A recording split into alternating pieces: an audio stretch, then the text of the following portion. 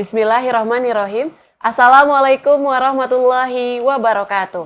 Bismillahi walhamdulillah wassalatu wassalamu ala rasulillah wala haula wala quwata illa billah amma ba'du. Pemirsa Sinpo TV dimanapun berada, mari bersama-sama kita panjatkan puji syukur kehadirat Allah Subhanahu wa Ta'ala yang telah melimpahkan rahmat serta karunia-Nya sehingga pada hari ini kita bisa kembali bertemu dalam program Islam Penuh Cinta, penyejuk hati, penyegar iman. Bersama saya Tiara Dianti dan seperti biasa saya tidak sendiri, sudah hadir bersama kita Bapak Ustadz Ahmad Haris Reswanto. Assalamualaikum Pak Ustadz. Waalaikumsalam warahmatullahi wabarakatuh. Gimana kabarnya Pak Ustadz? Alhamdulillah sehat afiat. Alhamdulillah. Semoga kesehatan ini juga bisa dirasakan oleh seluruh pemirsa Sinpo TV dimanapun berada. Dan di Islam Penuh Cinta kali ini Pak Ustadz kita akan ngobrol terkait dengan semua berhak bahagia.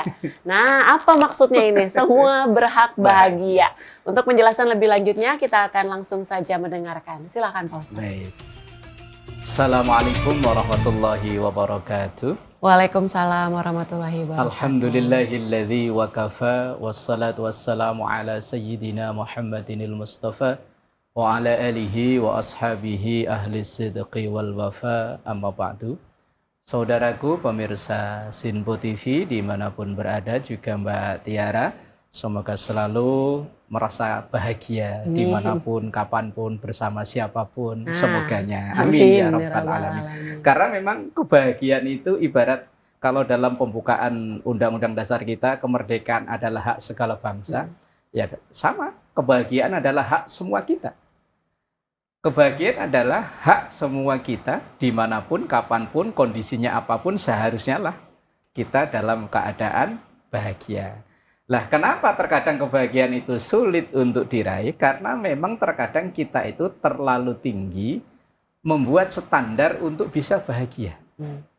Coba kalau seandainya standar kebahagiaan itu kita sederhanakan, insya Allah bahagia itu akan mudah kita raih. Kenapa kita sulit untuk meraih bahagia? Ya tadi, karena standar bahagianya itu terkadang sesuatu yang sulit untuk kita raih. Sehingga terkadang begini, orang itu akan merasa saya akan bahagia ketika saya punya tabungan sekian. Maka dia akan sulit bahagia sebelum punya tabungan segitu. Nah kapan bahagianya? Iya kalau dia sampai di hari tuanya sampai, kalau enggak, selamanya enggak akan pernah merasa bahagia. Misalnya ada orang yang membuat standar bahagia, saya akan bahagia kalau saya punya jabatan sampai ke level ini. Sehingga dia mati-matian untuk memperoleh jabatan itu. Sehingga dia makan nggak enak, tidur nggak nyenyak. Dengan siapapun kayaknya kurang nyaman karena merasa standarnya belum tercapai, belum terpenuhi. Nah, maka untuk memperoleh kebahagiaan secara sederhana, bahasa gampangnya sederhanakan standar untuk bahagia. Karena bahagia itu bukan hanya milik orang yang punya jabatan. Bahagia itu bukan hanya milik orang yang punya harta benda, bukan hanya milik orang yang punya popularitas. Tapi kebahagiaan itu bisa dinikmati, dirasakan oleh siapapun. Dan ternyata nyatanya ada orang yang mohon maaf hidupnya tidak punya tempat tinggal, tapi mereka bisa tertawa lepas. Bahkan saya melihat dengan mata kepala sendiri Mbak Tiara. Satu hari sekitar jam 11 malam saya keluar mencari makan, ketemu dengan orang yang saya kenal, beliau itu orang kaya raya. Dia keluar malam, saya tanya, kok belum tidur Pak? Nggak bisa tidur. Lah nggak jauh dari saya ketemu dengan Bapak itu, dulu saat itu pangkalan tukang becak. Di becak itu ada berderet sekitar 5 atau 6 becak, itu tidur dengan pulasnya. Langsung Bapak tadi bilang, sebetulnya bahagia itu apa ya? Apa yang saya nggak punya, kata Pak itu. Tapi saya malam ini nggak bisa tidur. Kamar dengan ruangan AC, tentu dengan spring bed yang mahal. Tapi toh tukang becak yang hanya tidur di atas becak, ternyata bisa tidur dengan pulasnya seperti itu. Jadi sebetulnya apa sih ukuran bahagia? Sampai dia bertanya, sebenarnya seperti itu. Kemudian saya bilang, Pak Haji, menurut saya, dari buku-buku yang pernah saya baca, bahagia itu kalau didefinisikan adalah ketenangan dalam hati. Kalau dalam bahasa agamanya adalah tumak ninah. Ketenangan dalam hati yang itu bersumber dari keimanan, kepercayaan, dan keyakinan kita kepada Allah Subhanahu wa Ta'ala, yang akan bersyukur ketika memperoleh sesuatu keadaan yang dia inginkan, dan ia akan bersabar ketika keadaannya tidak seperti yang dia inginkan, dan menganggap, meyakini segala yang terjadi adalah yang terbaik menurut Allah Subhanahu wa Ta'ala. Terus kata dia, panjang amat. Ringkesnya gimana ringkesnya? Ringkesnya gini, orang yang bisa terima. Kalau dalam bahasa Jawa begini, ketika dia senang syukur, ketika lagi susah sabar. Udah itu. Terus saya tanya balik ke bapak tersebut, terus yang bapak rasakan saat ini apa? Terus dia bilang begini, target saya untuk tahun ini mencapai level ini nggak kecapai, makanya saya susah tidur. Lah itu yang menyebabkan Anda susah tidur, susah bahagia karena levelnya ketinggian. Ya mungkin untuk meraih prestasi yang baik ya bukan satu kesalahan. Tetapi kalau untuk mendapatkan kebahagiaan itu yang belum bisa kita dapatkan kalau standarnya terlalu tinggi. Maka sekali lagi saya katakan bahwa untuk memperoleh kebahagiaan sederhanakan standar yang kita ingin capai. Maka insya Allah kebahagiaan itu akan mudah untuk dirasakan. Nah, kemudian Mbak Tiara, bahwa terkadang orang itu tadi salah memaknai bahagia, sehingga justru terkadang dia mengorbankan kebahagiaannya yang hakiki. Karena kebahagiaan dunia ini sifatnya hanya temporer, hanya sementara, dan itu saya sangat-sangat terbatas. Umpama orang itu saya akan bahagia ketika bisa traveling ke sini, ke sini, ke sini. Oke, dia akan bahagia ketika traveling itu. Tapi berapa lama dia akan mengadakan traveling itu? Paling banter seminggu kan? Apakah ketika balik pulang bagaimana? Justru kadang ada orang yang katakan begini, nyari duit setengah mati untuk acara traveling, jalan-jalan. Ketika pulang setengah mati lagi nyari duit, karena duitnya habis untuk ini. Berarti kebahagiaan tidak bisa diraih hanya dengan jalan-jalan seperti itu tadi. Justru kebahagiaan hakiki itu adalah seseorang yang sudah bisa mendapatkan kebahagiaan di tempat kerjanya, bisa mendapatkan kebahagiaan di rumahnya, dan kebahagiaan ketika beribadah terhadap Tuhannya dan bersama dengan orang-orang terdekatnya. Itu asli kebahagiaan yang jangka waktunya cukup panjang. Kalau kita menemukan bahagia hanya di tempat-tempat rekreasi, tempat-tempat wisata, itu paling hanya beberapa hari saja. Menemukan kebahagiaan hanya ketika berada di tempat kerja, nanti kalau sampai rumah bagaimana? Kemudian menemukan kebahagiaan di rumah, tapi di tempat kerja gak bahagia, ya bagaimana? Makanya kita berusaha semaksimal mungkin bisa menemukan kebahagiaan di rumah, tentu yang awalnya, karena Rasulullah bilang, baiti jannati, rumahku adalah surgaku. Setelah itu, karena kita profesional, ya tentu bisa menemukan kebahagiaan di tempat kerja kita, dan yang terbesar adalah bisa menemukan kebahagiaan saat beribadah kepada Sang Pencipta. Nah, terkadang yang jadi problem kita ini belum bisa merasakan bahagia saat lagi beribadah kepada Allah. Karena kadang ya memang dari tokoh-tokoh agama yang selalu menyampaikan hal-hal yang tidak membahagiakan. Bentar-bentar haram, bentar-bentar dosa, bentar-bentar bid'ah, seakan beragama itu sulit sekali. Sehingga orang-orang itu sulit menemukan kebahagiaan di tempat ibadah. Makanya kalau saya pribadi terkadang di tempat-tempat ibadah yang terdekat dengan saya, ya saya ciptakan suasana bahagia. Supaya orang itu bisa menemukan kebahagiaan di masjid, sehingga dia tidak perlu mencari kebahagiaan di tempat-tempat yang timbulnya maksiat. Nah, kalau orang itu tidak menemukan kebahagiaan di masjid, di tempat ibadah, dia akan lari mencari bahagia di tempat-tempat yang timbulnya maksiat itu tadi.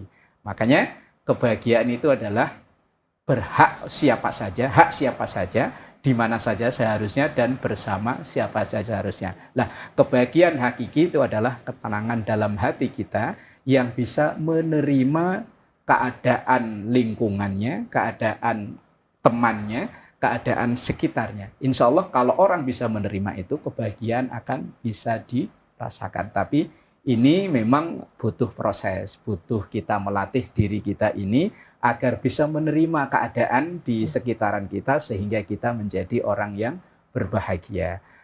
Kadang begini, kita ini sulit bahagia karena kita sulit menerima.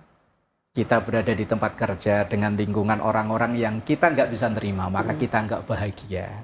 Kemudian kita berada di rumah, kita kurang terima dengan pasangan hidup, dengan anak, dengan orang tua, makanya kita tidak bahagia. Kemudian di lingkungan tempat kita tinggal, kita tidak bisa menerima keadaan, kondisi lingkungan, maka kita sulit untuk bahagia. Maka kunci untuk memperoleh bahagia, berusahalah untuk ridho. Kalau bahasa Jawanya legowo, menerima apa yang ada di sekitaran kita dengan meyakini bahwa yang terjadi saat ini adalah yang terbaik menurut Allah Subhanahu wa Ta'ala. Dan kemudian tadi saya katakan di awal itu kunci bahagia itu ada 3 sebetulnya. Nanti insya Allah di segmen selanjutnya bisa kita perjelas, yaitu yang pertama syukuri keadaan yang ada, kemudian sabari kalau keadaan itu berbeda dengan yang kita inginkan. Yang ketiga, karena kita sebagai hamba Allah selalulah beristighfar, memohon ampun pada Allah Subhanahu wa Ta'ala saat kita merasa ada sesuatu yang salah dari yang kita lakukan. Dan yang keempat, jangan canggung, jangan berat untuk meminta maaf kepada siapapun agar ketenangan hati dalam diri kita tercipta untuk yang namanya bahagia itu tadi. Wallahu a'lam bishawab. Insyaallah nanti disambung kembali Mbak Tiara. Wallahu a'lam bishawab. Terima kasih Pak Ustadz, tadi sudah disampaikan beberapa poin bagaimana mencapai kebahagiaan, nanti akan diuraikan, didetailkan usai jeda. Tetaplah pemirsa Sinpo TV bersama kami di Islam Penuh Cinta, penyejuk hati, penyegar iman.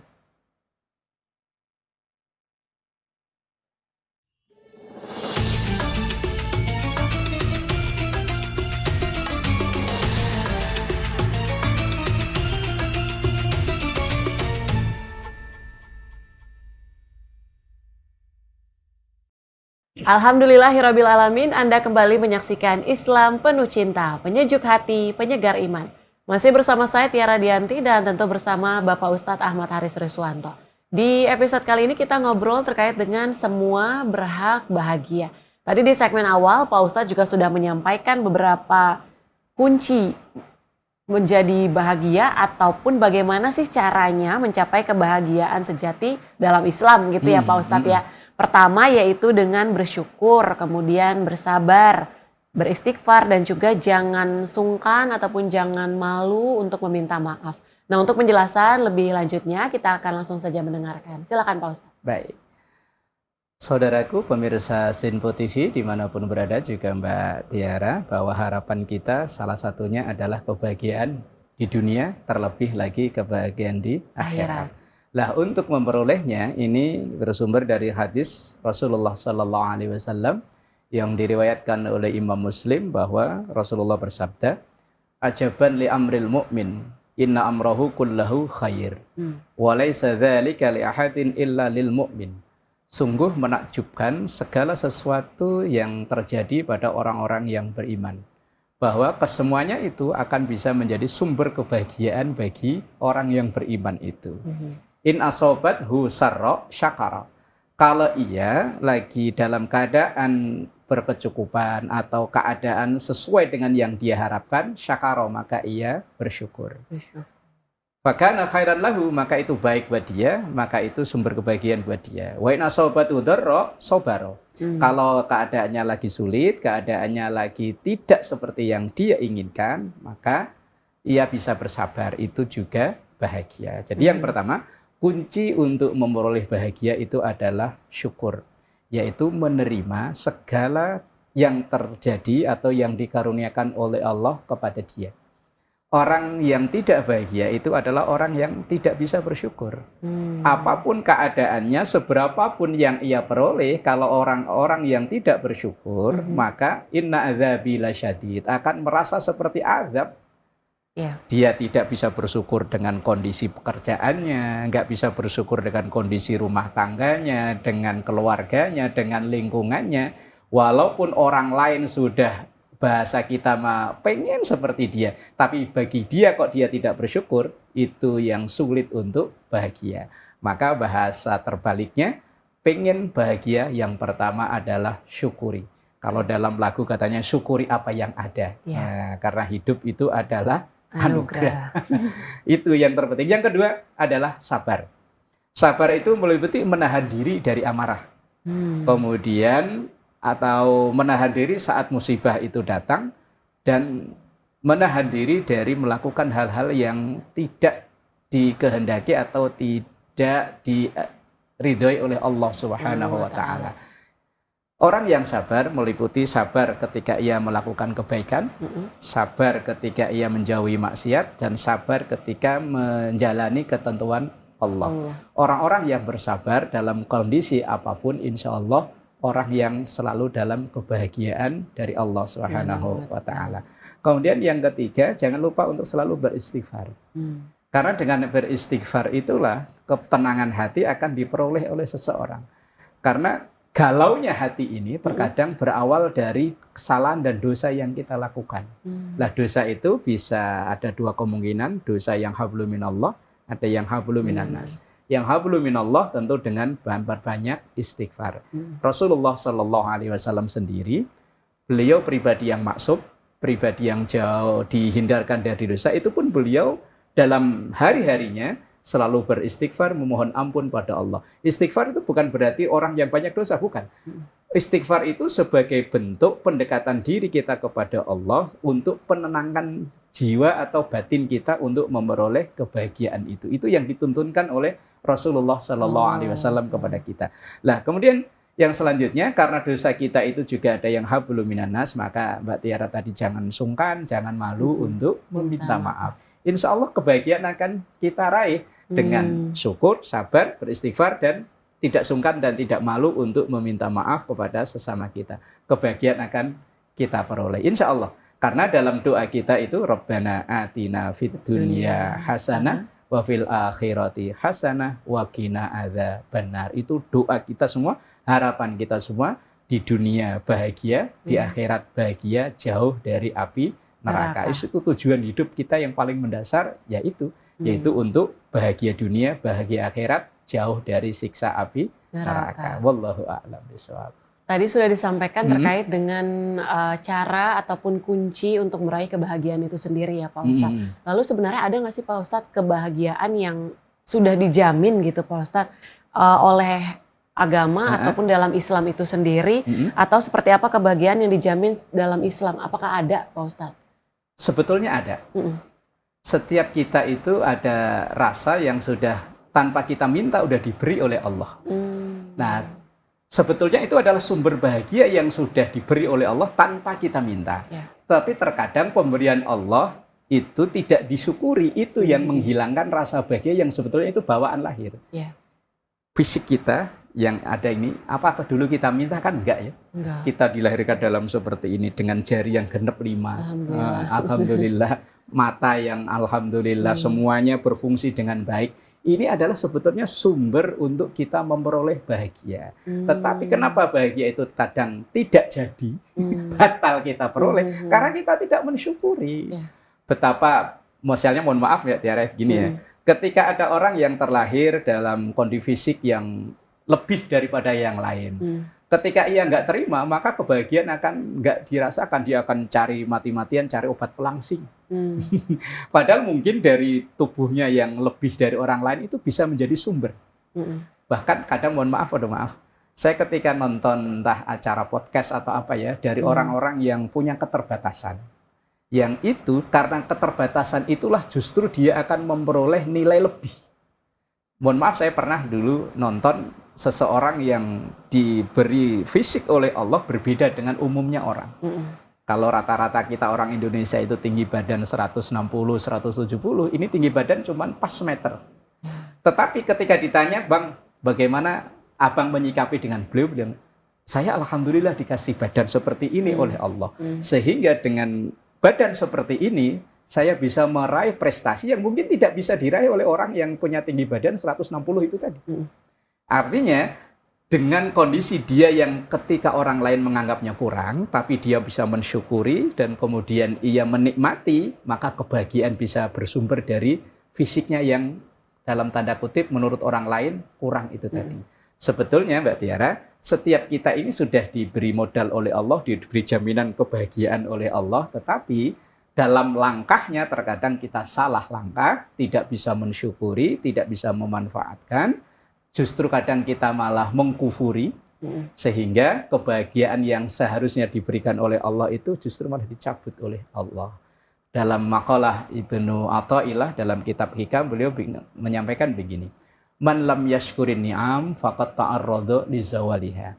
Orang-orang yang tidak mensyukuri nikmat-nikmat Allah, fisik badan ini kan nikmat, kesehatan ini nikmat, lingkungan ini nikmat, keluarga dan lain itu nikmat. Pekerjaan itu nikmat. Tapi ketika orang itu tidak bisa mensyukuri, maka siap-siaplah kebahagiaan nikmat itu akan dicabut oleh Allah.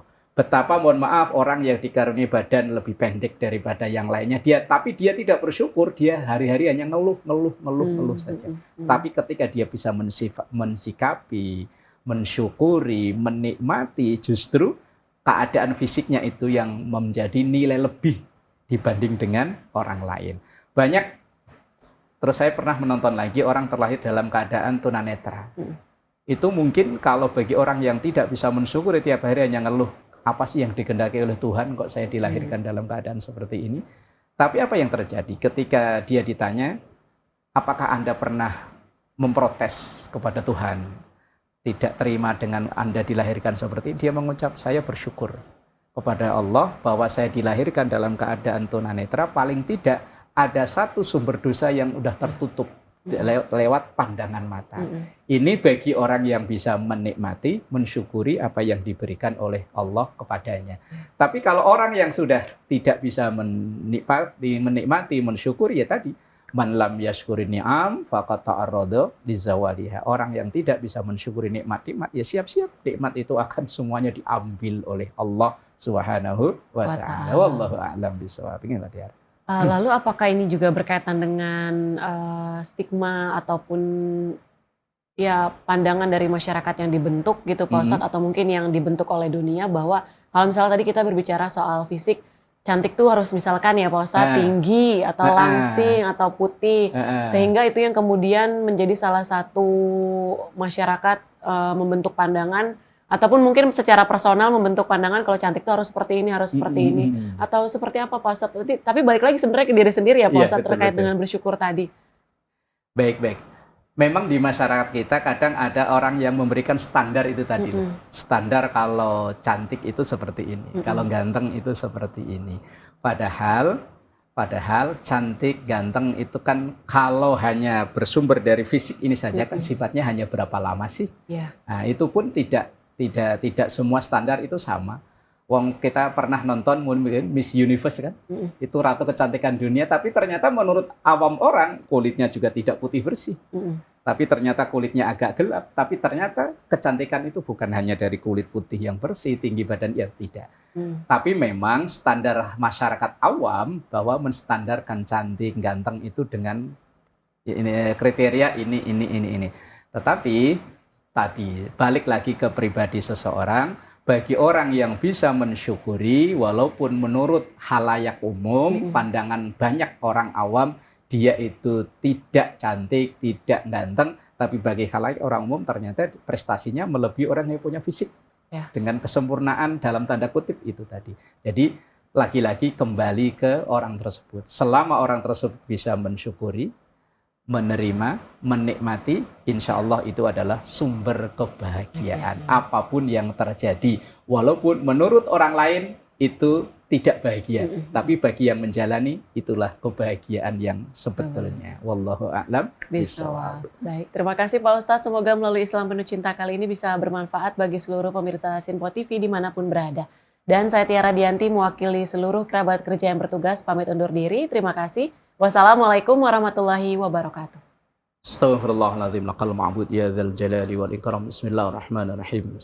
Alhamdulillahirabbil alamin. Allahumma shalli ala sayyidina Muhammad Rabbana atina fid dunya hasanah wa fil akhirati hasanah wa qina adzabannar. Walhamdulillahi rabbil alamin. Assalamualaikum warahmatullahi wabarakatuh. Waalaikumsalam warahmatullahi wabarakatuh.